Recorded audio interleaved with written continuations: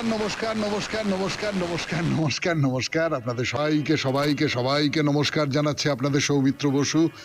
সবাইকে অজস্র শুভকামনা জানাচ্ছে, সবাইকে স্বাগত জানাচ্ছে আজকের এই শরণাগত অনুষ্ঠানে এবং সবাইকে শুভ সকাল জানাচ্ছে। শুভ শুভ হোক সকলের, শুভ হোক সকলের, ভালো হোক সকলের, মঙ্গল হোক, কল্যাণ হোক। যারা যারা কুপথে চলে গিয়েছিল তারা যেন আবার সুপথে ফিরে আসে। আজ শ্রী কৃষ্ণ দ্বাদশী এবং আজ বিপ্লবী দীনেশ গুপ্তের শহীদ দিবস। 7ই জুলাই 1931 খ্রিস্টাব্দে বিপ্লবী দীনেশ গুপ্ত এই পৃথিবী ছেড়ে চলে গেছেন, শহীদ হয়েছেন দেশের স্বাধীনতার জন্যে। বেণীমাধবশীলের পঞ্জিকা অনুযায়ী আজকের দিনটার কথা এবার বলি। আজকে 22শে আষাঢ় 1432, ইংরেজির 7ই জুলাই 2025 সোমবার। আজ দ্বাদশী। সূর্যোদয়ের সময় ভোর 5টা বেজে 1 মিনিট, সূর্যাস্তের সময় সন্ধে 6টা বেজে 23 মিনিট। নক্ষত্র অনুরাধা। আজকে জন্মে বৃশ্চিক রাশি, বিপ্রবর্ণ, দেবগণ। রাত্রি 1টা বেজে 30 মিনিট গতে রাক্ষসগণ। আমাদের হোয়াটসঅ্যাপে চিঠি পাঠাবার নাম্বার 9831922927। চিঠির গোড়ায় অতি অবশ্যই SG লিখতে হবে, তাই তো? এবারে আজকের অনুষ্ঠান সম্পর্কে বলি। প্রথমে পুরাণ চিরন্তন। পুরাণ চিরন্তন একটা খুব মজার গল্পের কথা বলছিলাম আপনাদের, যে এই জৈন এবং বৌদ্ধ এদের তো পাষণ্ড বলা হতো, পাষণ্ড নিয়ে কথা হচ্ছিল। তো পুরাণে একটা গল্প আছে, সেই গল্পটা ভগবান বিষ্ণু মায়ামোহ নামে আবির্ভূত হয়েছিলেন। সেই মায়ামোহর রূপ আপনাদের বলেছিলাম, এই নিয়ে আমরা তারপরে যাব আর কি। সেই রূপের কথা বলবো, অন্য রূপের কথা বলবো বলে একটা ব্যাখ্যা আছে, সেই ব্যাখ্যাটা করা যাবে। পুরাণ চিরন্তনে পাষণ্ড নিয়ে কথা। তারপরে স্বামী বিবেকানন্দের রচনা থেকে পড়ে শোনাবো কর্মজীবনে বেদান্ত, 4র্থ পর্ব। তারপরে কথামৃত শেষ হয়ে গেছে। শ্রী ভাগবত গীতা থেকে পাঠ এখনো পর্যন্ত শুরু করিনি। স্বামী রঙ্গনাথানন্দজি তার যে ব্যাখ্যা, সেই ব্যাখ্যা করব। গীতার যে ব্যাখ্যা, গীতার সম্পর্কে তার যে কথা, জেনারেল জয়ন্ত চৌধুরী তার সঙ্গে স্বামী রঙ্গনাথানন্দজির সাক্ষাৎ হয়েছিল এবং গীতা প্রসঙ্গে কিছু কথা হয়েছিল, সেই কথাগুলো বলবো। তারপরে চলে যাব স্বামী গোকুলানন্দের রচনা থেকে পাঠ, মানসিক চাপ জয় করবার উপায়। আপনাদের চিঠিপত্র এবং শেষে বাইরে দূরে। আমরা এখন জলপাইগুড়িতে আছি। 92.7 বিগ FM-এ শরণাগত অনুষ্ঠান শুনছেন। এখন পুরাণ চিরন্তন। ফিরে আসছি গানের পর।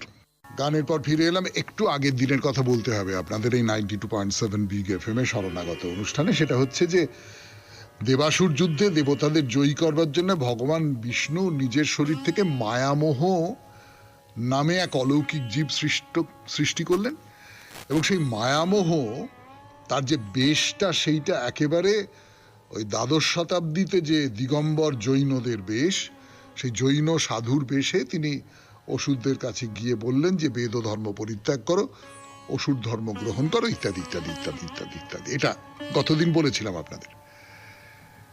তো এতে হলো না, আবার এই মায়ামোহ তার বেশ পরিবর্তন করলো। কিরকম বেশ? এবারে তার পরিধানে রক্তাম্বর, চোখে কাজল পড়েছে। অসুরদের কাছে এসে তিনি বললেন যে পশু হিংসা খুব খারাপ, নির্বাণ মুক্তি। তো অসুরেরা অনেকেই তখন এই বৌদ্ধ ধর্মের যে অহিংসা, নির্বাণের ভাবনায় আগের যে বেদাচার, সেগুলো পরিত্যাগ করলো। এইভাবে তারা কেউ কেউ বেদের নিন্দে করতে লাগলো, বৈদিক দেবতাদের নিন্দে মন্দ করতে লাগলো এবং বৈদিক দেবতাদের নিন্দে করার সঙ্গে সঙ্গে তারা যে ব্রাহ্মণ, তাদেরও নিন্দে করতে আরম্ভ করলো। এইভাবে অসুরেরা বেদমার্গ থেকে ভ্রষ্ট হলো এবং দেবতারা তাদের অনায়াসে জয় করতে পারলেন। তাহলে দুটো রূপ আছে মায়ামোহর, মানে বিষ্ণু দুটো রূপে অসুরদের কি বলবো তাদের আদর্শ ভ্রষ্ট করলেন। বেদের যে বেদলোকে তারা তাদের জীবনযাপন করতো সেইখান থেকে তাদের ছুঁড়ে ফেলে দিলেন। দুটো মোহ, একটা মোহ জৈন ধর্মাবলম্বী যারা তাদের মতন করে সেজে গেছেন, অর্থাৎ এটা বোঝা যাচ্ছে যে এক ধরনের একটা বিপন্নতা তৈরি হচ্ছে। মানে মানুষ, অসুরদের কথা বাদ দিন, এবার মানুষ জৈনদের দ্বারা প্রভাবিত হচ্ছে, জৈন ধর্ম গ্রহণ করছে। মানুষ বৌদ্ধদের দ্বারা প্রভাবিত হচ্ছে, বৌদ্ধ ধর্ম গ্রহণ করছে। এইটা আসলে বিষ্ণুর মায়ামোহ তৈরি, এই রকমের একটা কি বলবো আজকালকার ভাষায় বলতে পারি ন্যারেটিভ এইটা তৈরি করা হচ্ছে আমাদের এই দ্বাদশ শতাব্দীতে লেখা পুরাণ, সেইখানে তৈরি করা হচ্ছে। এবং প্রথমটা তো জৈন সাধু, বুঝতেই পারা যাচ্ছে তার যে বর্ণনা। দ্বিতীয় বর্ণনাটা কিসের? পরিধানে রক্তাম্বর, চক্ষুতে অঞ্জন রাগ, এ তো তান্ত্রিকদের চেহারা। তান্ত্রিকদের চেহারা, এবং তান্ত্রিকদের মতেও যদি তুমি সাধনা করো তাহলেও কিন্তু তুমি বেদবাহিত যে ধর্মমত সেখান থেকে ভ্রষ্ট হবে, এটাই তো বলা হচ্ছে। তবে তান্ত্রিকরাও বা তন্ত্র শাস্ত্র যেটা, সেটাকেও কিন্তু বেদের যে হিন্দু ধর্ম সেইটাকে পছন্দ করছে না, স্বীকার করছে না, তাকে একটা মায়ামোহ বলে মনে করছে। তন্ত্রশাস্ত্রটা আমাদের দেশে বহু আদিমকাল থেকে আছে, আর্যরা আসবার আগে থেকেই আছে, এবং আর্য ধর্মের যে ধরন তার থেকে তন্ত্রশাস্ত্রের ধরন অনেকটা পর্যন্ত আলাদা।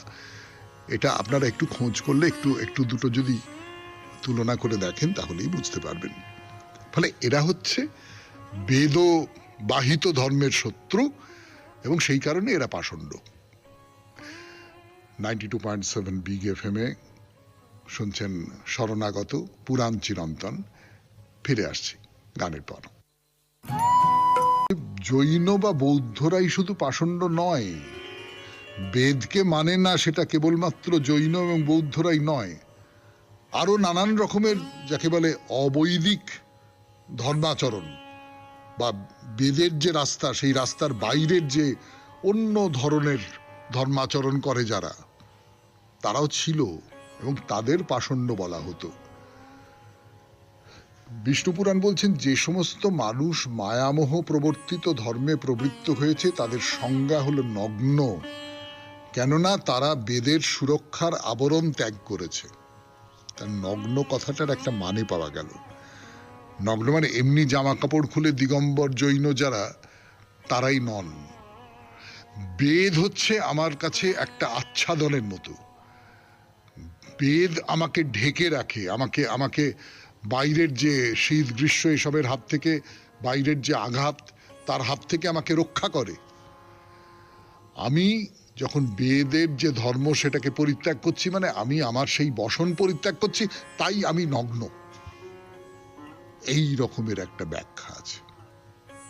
তাহলে যারা বেদ মানছে না তারা নগ্ন, সেই অর্থে বলছে ব্রাহ্মণ ক্ষত্রিয় ইত্যাদি বর্ণ চতুষ্টয় যদি স্বধর্ম আচরণ না করে হীনবৃত্তি অবলম্বন করে তবে তাদের নগ্ন বলা হয়।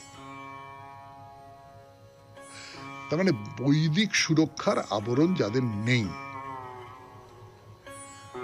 তো বিষ্ণু পুরাণ থেকে বলি আপনাদের, এই যে শতধনু আর তার স্ত্রীর কাহিনীতে পাষণ্ড সংসর্গের যন্ত্রণা উল্লেখ করে একটা অনুশাসন দিচ্ছে যে আমি তোমার কাছে পাষণ্ড সম্ভাষণের দোষগুলো বললাম। পাষণ্ডরা কিরকম বলছে, এরা এতটাই অনিষ্টকর যে এইরকম পরান্নভোজী বেদ বিরোধী যারা বেদ পরিত্যাগ করেছে তাদের দেখলে পর্যন্ত সূর্য দর্শন করা উচিত। সূর্য দর্শন করলে তোমার পাপ চলে যাবে। তো এই বেদ বিরোধী, বেদকে নিন্দে করে, এরকম কিছু শ্রেণীর নাম করেছে। তার মধ্যে একেবারে প্রথম নামটা পাষণ্ডী, কিন্তু অন্য আরো কিছু কিছু নাম করা হয়েছে, যেমন বিকর্মক, বৈরাল ও ব্রতিক, শঠ, হৈতুক এবং বকবৃত্তি এই সমস্ত মানুষদের পরিহার করবে, এই সমস্ত মানুষদের সঙ্গে কোনো কথা বলবে না।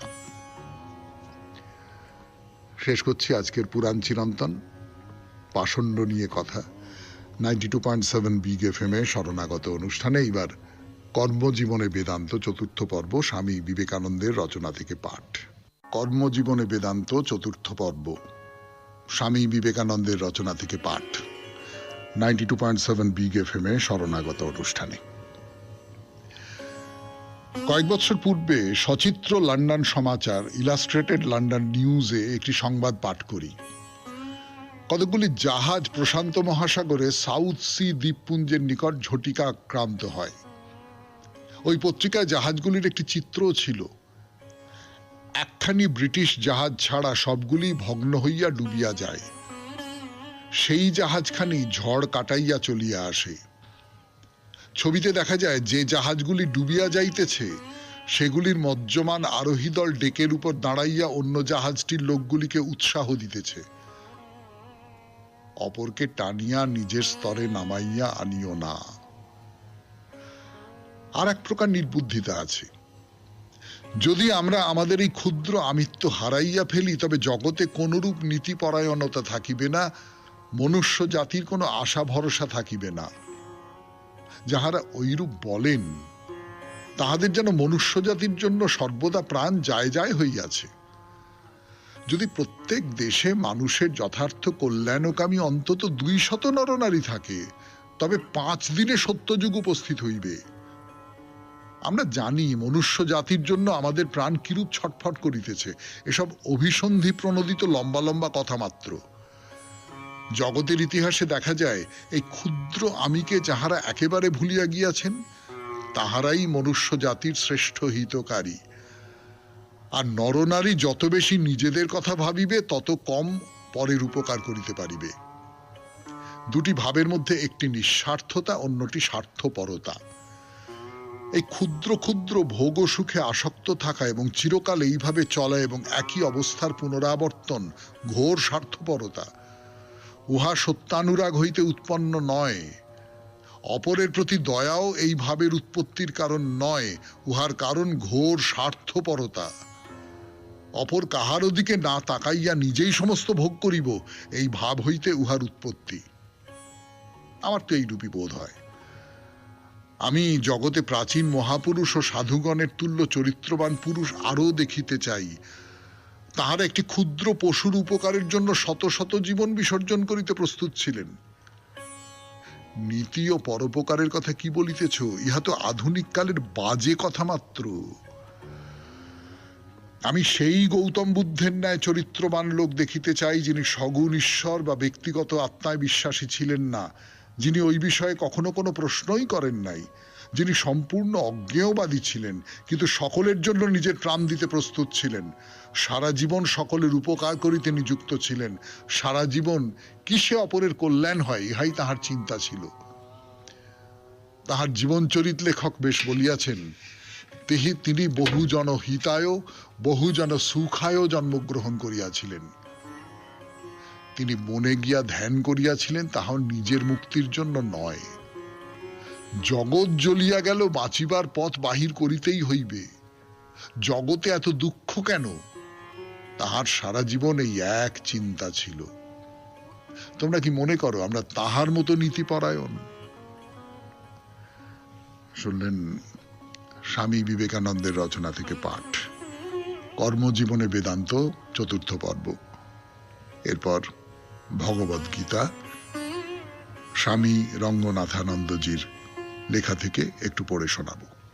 এরপর এবার না, কথামৃত নয়, কথামৃত শেষ হয়ে গেছে। এখন স্বামী রঙ্গনাথানন্দজি তিনি যে ব্যাখ্যা করেছেন ভগবদ গীতার, সেই ব্যাখ্যা থেকে শোনাবো আপনাদের। তার আগে ভগবদ গীতা কেন আমাদের বাস্তব জীবনের পক্ষে খুব জরুরি, এটা কেবলমাত্র একটা ভাবময় ধর্মাচরণের কথা বলছে না, এটা বাস্তব জীবনের কথা বলছে। যেমন কথামৃত বাস্তব জীবনের কথা বলে, সেই রকম করে কেন জরুরি তাই নিয়ে একটা কাহিনী। জেনারেল জয়ন্ত চৌধুরী তখন হায়দ্রাবাদে, তার সঙ্গে স্বামী রঙ্গনাথানন্দজির সাক্ষাতের কথা বলছি আপনাদের। আমরা যেতে জেনারেল চৌধুরী আমাদের অভ্যর্থনা জানালেন। প্রথম আধ ঘন্টা উনিই কথা বললেন, আমি শুনলাম।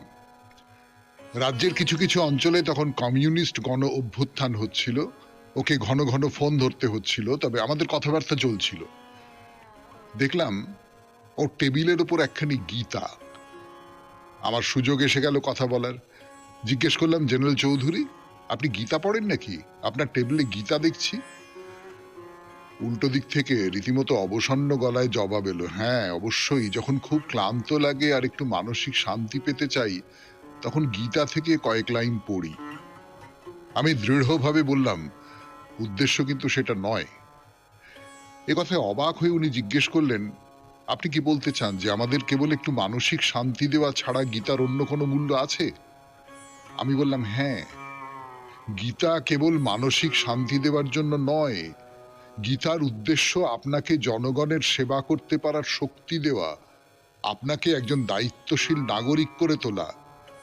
গীতায় রয়েছে জীবন ও কর্ম সম্বন্ধে এক সার্বিক স্বয়ংসম্পূর্ণ দর্শন। জেনারেল চৌধুরী একেবারে অবাক হয়ে গিয়ে আমাকে বারবার জিজ্ঞেস করতে লাগলেন, আপনি বলতে চাইছেন এই রাজ্যের মিলিটারি গভর্নর হিসেবে আমার কাছে গীতার কোনো প্রাসঙ্গিকতা আছে? আমি বললাম, ঠিক তাই।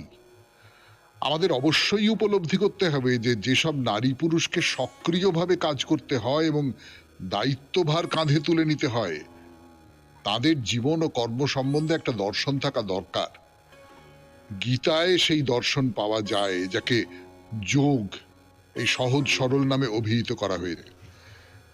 এতদিন পর্যন্ত আমরা এটিকে ঠিক বুঝতে পারিনি।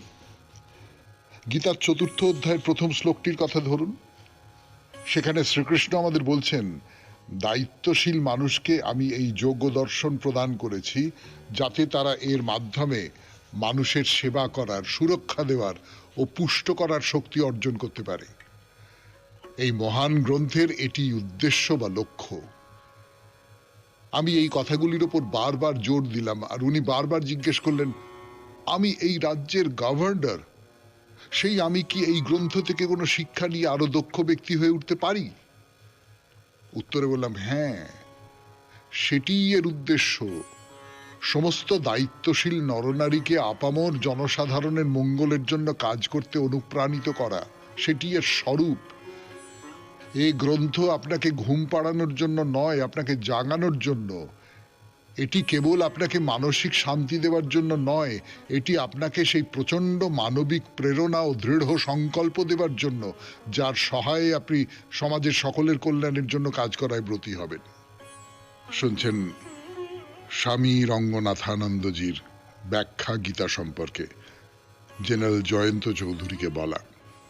ফিরে এলাম গানের পর 92.7 বিগ এফএম-এ শরণাগত অনুষ্ঠানে। স্বামী রঙ্গনাথানন্দজি তিনি জেনারেল জয়ন্ত চৌধুরীর সঙ্গে কথা বলছেন, গীতার উপযোগিতা সম্পর্কে কথা বলছেন। জেনারেল চৌধুরী খুব খুশি হলেন। কথায় কথায় 1 ঘন্টা কেটে গেল। জিজ্ঞেস করলাম, আপনি কি স্বামী বিবেকানন্দের কোনো বই পড়েছেন? উনি বললেন, হ্যাঁ, আমি তার উক্তি সঞ্চয়নের ছোট ছোট কিছু বই পড়েছি। আমি বললাম, তাতে হবে না, কিন্তু আমি চাই আপনি বিশেষ করে একটি বই পড়ুন, lectures from Colombo to Almora, যাতে তার ভারতে প্রদত্ত বক্তৃতাগুলি রয়েছে।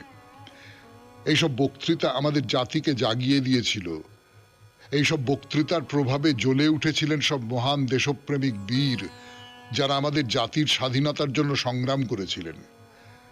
এই গ্রন্থের ভাব হলো মানুষ তৈরি ও জাতি গঠন। আমি দিল্লি থেকে আপনাকে একটি পাঠিয়ে দেব, আমার স্বাক্ষর সহ, অবশ্য যদি আপনি প্রতিশ্রুতি দেন যে সেটি পড়বেন। আমি এমন একটি গ্রন্থকে অকারণ নষ্ট করতে চাই না। উনি বললেন, হ্যাঁ, পড়ব। ওর কাছ থেকে বিদায় নিয়ে দিল্লি পৌঁছে সেখান থেকে letters from Colombo to Almora বইটি ওকে পাঠালাম। তিনি আমাকে ধন্যবাদ দিয়ে সুন্দর একটি চিঠি লিখেছিলেন।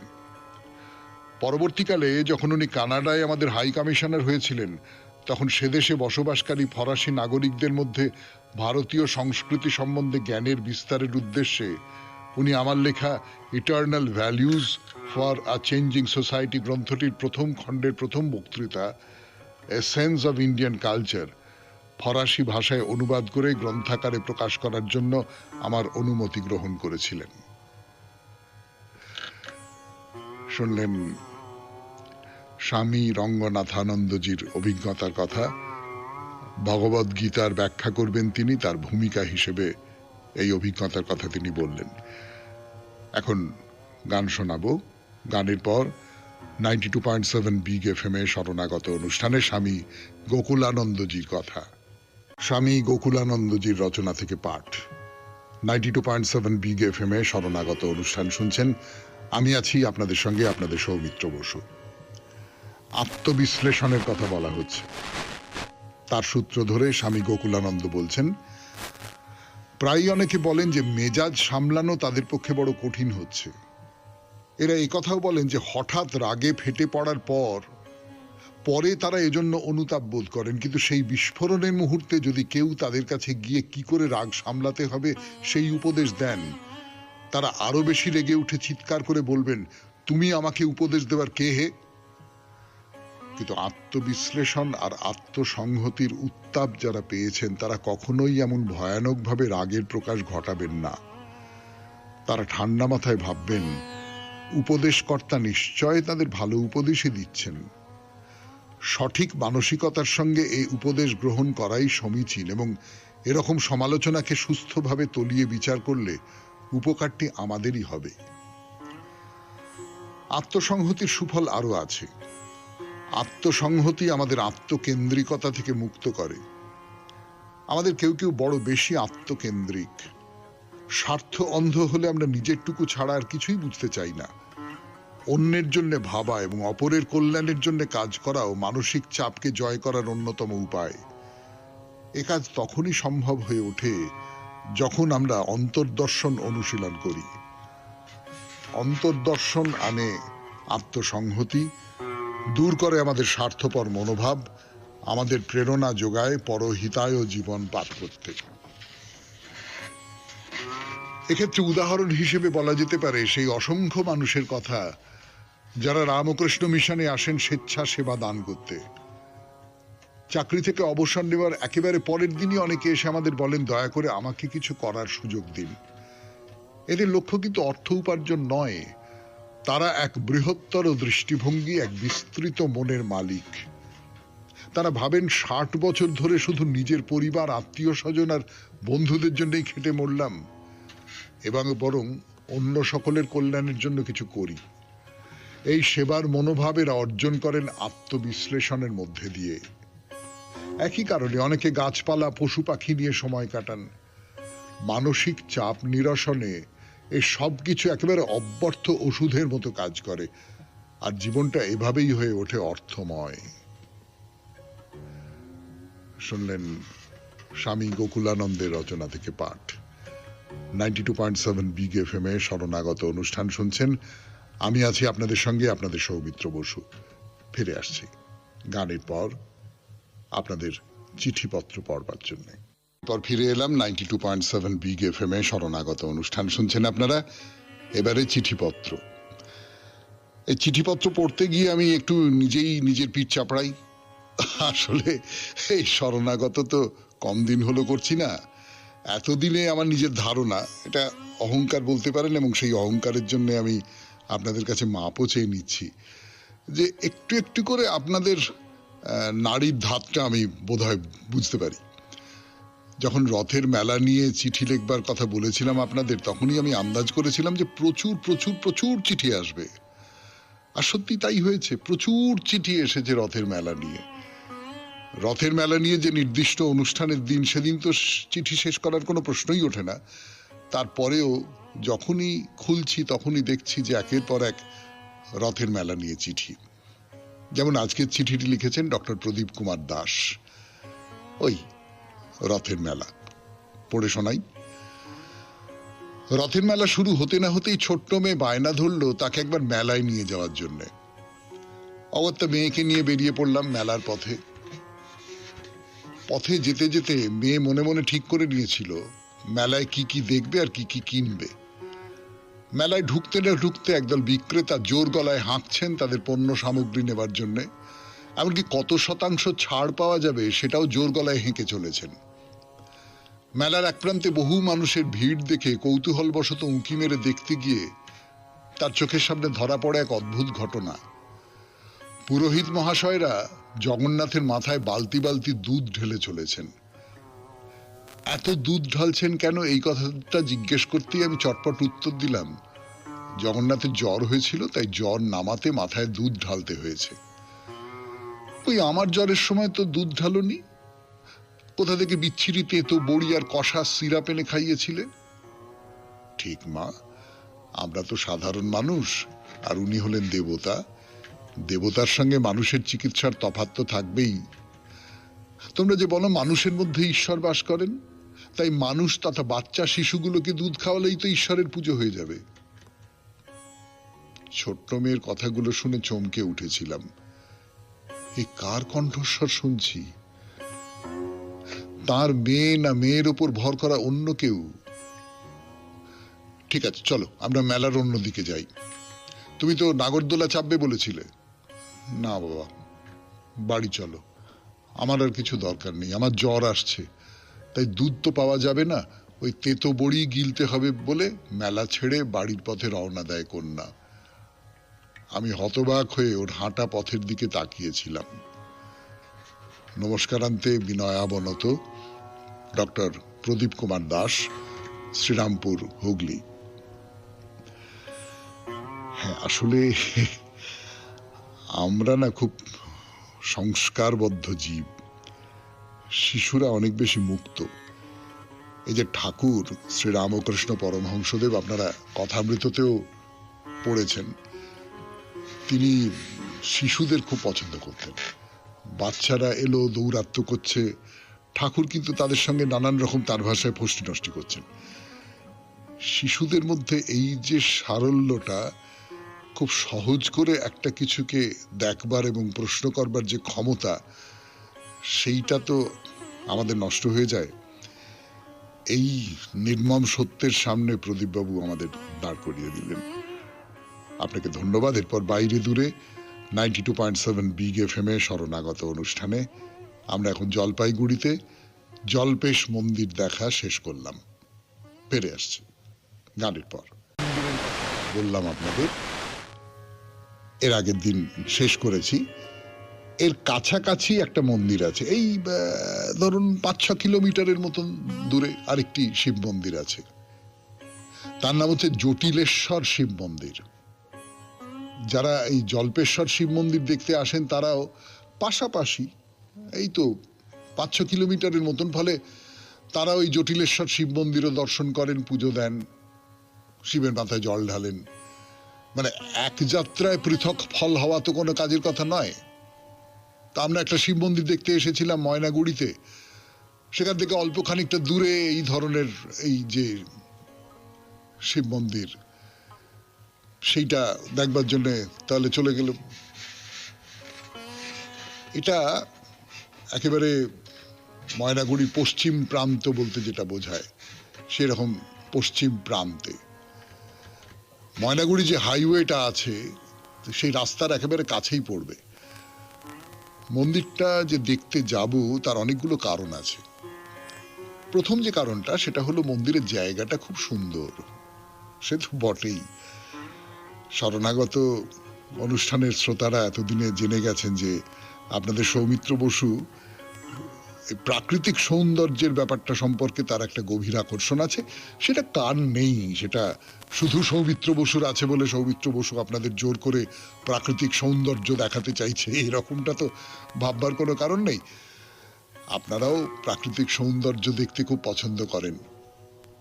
ধর্মের সঙ্গে যদি কোনো প্রাকৃতিক দৃশ্য যুক্ত হয়ে থাকে, তাহলে আমাদের একটা আলাদা রকমের আনন্দ হয়। তার একটা বড় কারণ আমার নিজের মনে হয় যে এই যে প্রকৃতি, এই যে সুন্দর, স্বয়ম্ভু সুন্দর, একে তো কেউ তৈরি করে দেয়নি ওরকম করে। এই যে স্বয়ম্ভু সুন্দর, এর মধ্যে ঈশ্বর আছেন। কিন্তু তার বাইরে এই যে জটিলেশ্বর মন্দিরের নানান রকম বৈশিষ্ট্য আছে। একটা হচ্ছে এই অঞ্চলটাকে তো বলে ডুয়ার্স অঞ্চল। এই ডুয়ার্স অঞ্চলের সবচেয়ে পুরনো মন্দির হচ্ছে এই জটিলেশ্বর শিবের মন্দির, এবং এর প্রাথমিকভাবে এর যে কাঠামোটা তৈরি হয়েছিল সেটা তৈরি হয়েছিল গুপ্ত যুগে। গুপ্ত যুগ, এক্ষুনি ইতিহাসের বই হাঁটকাতে পারবেন না আমি জানি সকালবেলা, সেই জন্য বলে রাখি, এই গুপ্ত যুগ মানে হচ্ছে ধরুন 320 থেকে শুরু। এই 320-তে শুরু যদি হয় গুপ্ত যুগ, আর এটা হচ্ছে 2025 খ্রিস্টাব্দ, এবার অঙ্ক কষে বলুন তো কতদিন আগে এই মন্দির অন্তত প্রাথমিকভাবে তৈরি হয়েছিল, এর কাঠামোটা তৈরি হয়েছিল। ফলে বহু মানুষ এই প্রাচীন মন্দির দেখতে আসেন। এই যে গঠন প্রণালীটা, সেটাও খুব ঐতিহাসিক একটা গঠন প্রণালী। সেই গঠন প্রণালী নিয়ে একটা দুটো কথা বলবো, ফিরে আসবো গানের পর। 92.7 বিগ এফএম এ শরণাগত অনুষ্ঠান শুনছেন, আমি আছি আপনাদের সঙ্গে, আপনাদের সৌমিত্র বসু। গান শেষ করে কথা শুরু করছে আপনাদের সৌমিত্র বসু 92.7 বিগ এফএম এ শরণাগত অনুষ্ঠানে। এই যে মন্দিরের নির্মাণ শৈলী, মন্দির তো দেখবো আমরা, নিশ্চয়ই দেখবো, কিন্তু তার যে নির্মাণ শৈলী সেটা সম্পর্কে একটা দুটো কথা বলছি। যে এই মধ্যযুগের বাংলার যে মন্দির তৈরির যে শিল্প, যে স্থাপত্য শিল্প, তার একটা খুব চমৎকার নিদর্শন হচ্ছে এই জটিলেশ্বর মন্দির। আর সবচেয়ে বড় কথা যেটা আমার মনে হয় সেটা হচ্ছে এই জটিলেশ্বর শিবের মন্দিরটা জলের মাঝখানে একটা পুকুর আছে, সেই পুকুরের মাঝখানে, আর চারপাশটা একবারে সবুজ সবুজ সবুজ গাছপালা দিয়ে ঘেরা। খুব ভালো লাগবে, খুব ভালো লাগবে। তো মন্দির নিয়ে তো কথা বলবোই, তার আগে বলে নিই যে আপনি কেমন করে এই মন্দিরে যাবেন। নানান রকম ভাবে যাওয়া যেতে পারে। ধরুন আপনি প্লেনে করে যাবেন। হ্যাঁ, প্লেনে করে যেতে গেলে আপনাকে বাগডোগরা নামতে হবে, বলা বাহুল্য উত্তরবঙ্গে তো বাগডোগরাতেই আপনি নামবেন। সেখান থেকে এই 85-90 কিলোমিটারের মতন রাস্তা গাড়িতে গিয়ে আপনি এই মন্দিরে পৌঁছবেন। যদি ট্রেনে যান তাহলে নিউ ময়নাগুড়ি স্টেশনে নামলেন, বেশ কিছু ট্রেন যায়, ওই নিউ ময়নাগুড়ি দিয়ে বেশ কিছু ট্রেন যায়। সেখান থেকে 14-15 কিলোমিটার দূরে এই জটিলেশ্বর মন্দির, যাওয়ার চমৎকার ব্যবস্থা রয়েছে। আর যেটা হতে পারে আপনি গাড়ি করে গেলেন, সেও তো বলেছি যে ময়নাগুড়ি থেকে আপনাকে যেতে হবে। এর আগে জল্পেশ মন্দির দেখেছি, সেখান থেকে এবার জটিলেশ্বর মন্দিরের দিকে যাচ্ছি। এই জল্পেশ মন্দির থেকে যেতে যেতে এইবারে আপনি দেখলেন এই রাস্তাটা হাইওয়ে নয়, এমনি ভালো রাস্তা, পরিষ্কার রাস্তা, কিন্তু ওই হাইওয়ে যেরকম চওড়া সেরকমটা তো নয়। দুপাশে কলা গাছ, গৃহস্থের বাড়ি, এই সমস্ত পার হয়ে এগিয়ে চলেছি জটিলেশ্বর মন্দিরের দিকে। আসলে এটা ঠিক ময়নাগুড়িতে নয়, মানে ময়নাগুড়ি, কিন্তু এটা একটা আলাদা গ্রাম ছিল, সেই গ্রামটা এখন ময়নাগুড়ির মধ্যে ঢুকে গেছে, যেমন ময়নাগুড়িও খানিকটা জলপাইগুড়ির মধ্যে ঢুকে গেছে। হ্যাঁ, এই যে গ্রাম, এই গ্রাম পঞ্চায়েতের নাম হচ্ছে চূড়া ভান্ডার, আর গ্রামের নাম হচ্ছে মল্লিক ঘাট। এই মল্লিক ঘাটেই মন্দিরটি অবস্থিত। মন্দির দর্শন করব আমরা, কিন্তু আজকে নয়, আগামীকাল। 92.7 বিগ এফএম এ শরণাগত অনুষ্ঠান আজকের মতো এখানেই শেষ করছি। আমাদের হোয়াটসঅ্যাপে চিঠি পাঠাবার নাম্বার 9831922927। চিঠির গোড়ায় অতি অবশ্যই SG লিখতে হবে। এবার তাহলে কবিতা, রবীন্দ্রনাথের কবিতা, পলাতকা কাব্যগ্রন্থ থেকে। কালো মেয়ে। মরচে পড়া গরাদে ওই ভাঙা জানলাখানি, পাশের বাড়ির কালো মেয়ে নন্দরানী ওইখানেতে বসে থাকে একা।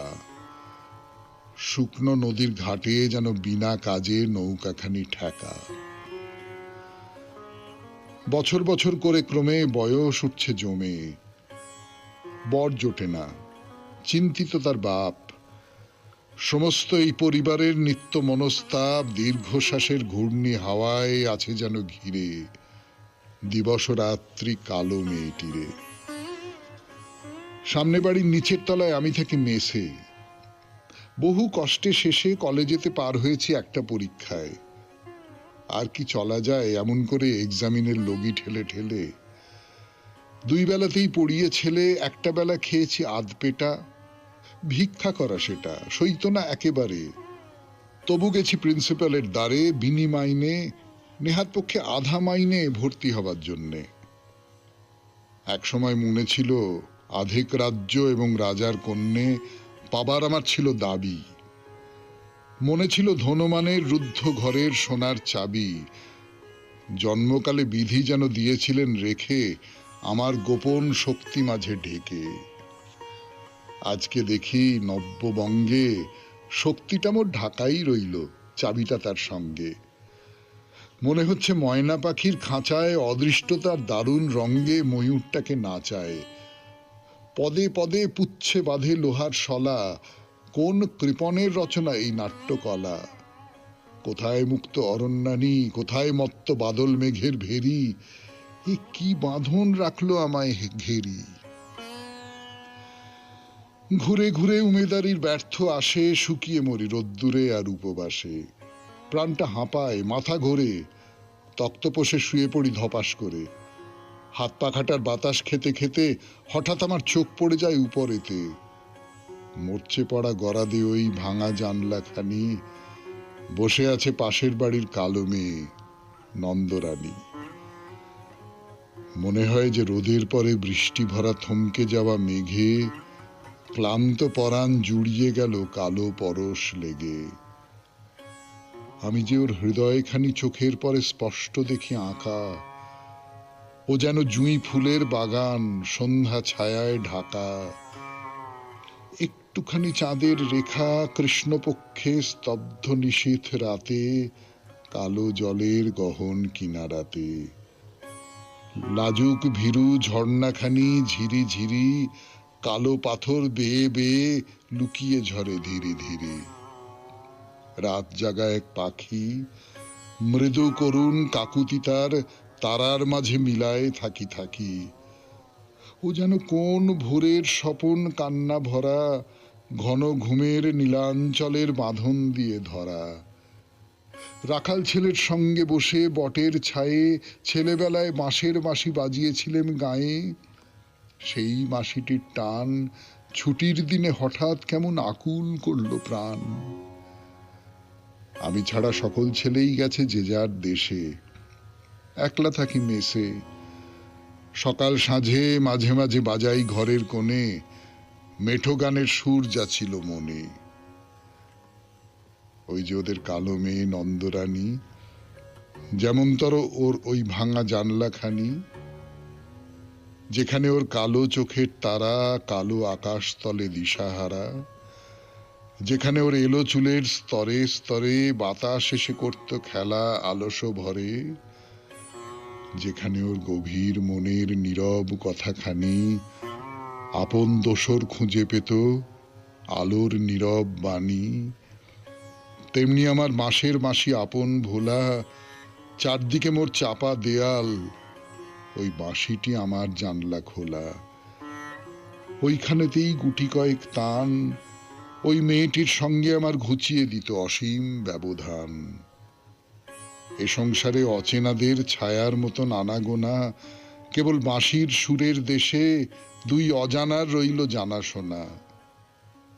যে কথাটা কান্না হয়ে বোবার মতো ঘুরে বেড়ায় বুকে, উঠল ফুটে বাঁশির মুখে। বাঁশির ধারেই একটু আলো একটুখানি হাওয়া, যে পাওয়াটি যায় না দেখা, স্পর্শ অতীত একটুকু সেই পাওয়া। খুব ভালো থাকবেন, আনন্দে থাকবেন। নমস্কার। নমস্কার নমস্কার নমস্কার নমস্কার নমস্কার নমস্কার। আপনাদের সবাইকে সবাইকে সবাইকে নমস্কার জানাচ্ছে আপনাদের সৌমিত্র বসু। সবাইকে অজস্র শুভকামনা জানাচ্ছে, সবাইকে স্বাগত জানাচ্ছে আজকের এই শরণাগত অনুষ্ঠানে, এবং সবাইকে শুভ সকাল জানাচ্ছে। শুভ শুভ হোক সকলের, শুভ হোক সকলের, ভালো হোক সকলের, মঙ্গল হোক, কল্যাণ হোক। যারা যারা কুপথে চলে গিয়েছিল তারা যেন আবার সুপথে ফিরে আসে। আজ শ্রী কৃষ্ণ দ্বাদশী এবং আজ বিপ্লবী দীনেশ গুপ্তের শহীদ দিবস। 7ই জুলাই 1931 খ্রিস্টাব্দে বিপ্লবী দীনেশ গুপ্ত এই পৃথিবী ছেড়ে চলে গেছেন, শহীদ হয়েছেন দেশের স্বাধীনতার জন্যে। বেনি মাধবশীলের পঞ্জিকা অনুযায়ী আজকের দিনটার কথা এবার বলি। আজকে 22শে আষাঢ় 1432, ইংরেজির 7ই জুলাই 2025 সোমবার। আজ দ্বাদশী। সূর্যোদয়ের সময় ভোর 5টা বেজে 1 মিনিট, সূর্যাস্তের সময় সন্ধে 6টা বেজে 23 মিনিট। নক্ষত্র অনুরাধা। আজকে জন্মে বৃশ্চিক রাশি, বিপ্রবর্ণ, দেবগণ। রাত্রি 1টা বেজে 30 মিনিট গতে রাক্ষসগণ। আমাদের হোয়াটসঅ্যাপে চিঠি পাঠাবার নাম্বার 9831922927। চিঠির গোড়ায় অতি অবশ্যই SG লিখতে হবে, তাই তো? এবারে আজকের অনুষ্ঠান সম্পর্কে বলি। প্রথমে পুরাণ চিরন্তন। পুরাণ চিরন্তন একটা খুব মজার গল্পের কথা বলছিলাম আপনাদের, যে এই জৈন এবং বৌদ্ধ এদের তো পাষণ্ড বলা হতো, পাষণ্ড নিয়ে কথা হচ্ছিল। তো পুরাণে একটা গল্প আছে, সেই গল্পটা ভগবান বিষ্ণু মায়ামোহ নামে আবির্ভূত হয়েছিলেন। সেই মায়ামোহর রূপ আপনাদের বলেছিলাম, এই নিয়ে আমরা তারপরে যাব আর কি। সেই রূপের কথা বলবো, অন্য রূপের কথা বলবো, বলে একটা ব্যাখ্যা আছে, সেই ব্যাখ্যাটা করা যাবে। পুরাণ চিরন্তনে পাষণ্ড নিয়ে কথা। তারপরে স্বামী বিবেকানন্দের রচনা থেকে পড়ে শোনাবো কর্মজীবনে বেদান্ত, 4র্থ পর্ব। তারপরে কথামৃত শেষ হয়ে গেছে। শ্রী ভাগবত গীতা থেকে পাঠ এখনো পর্যন্ত শুরু করিনি। স্বামী রঙ্গনাথানন্দজি তার যে ব্যাখ্যা, সেই ব্যাখ্যা করব। গীতার যে ব্যাখ্যা, গীতার সম্পর্কে তার যে কথা, জেনারেল জয়ন্ত চৌধুরী তার সঙ্গে স্বামী রঙ্গনাথানন্দজির সাক্ষাৎ হয়েছিল এবং গীতা প্রসঙ্গে কিছু কথা হয়েছিল, সেই কথাগুলো বলবো। তারপরে চলে যাব স্বামী গোকুলানন্দের রচনা থেকে পাঠ, মানসিক চাপ জয় করবার উপায়।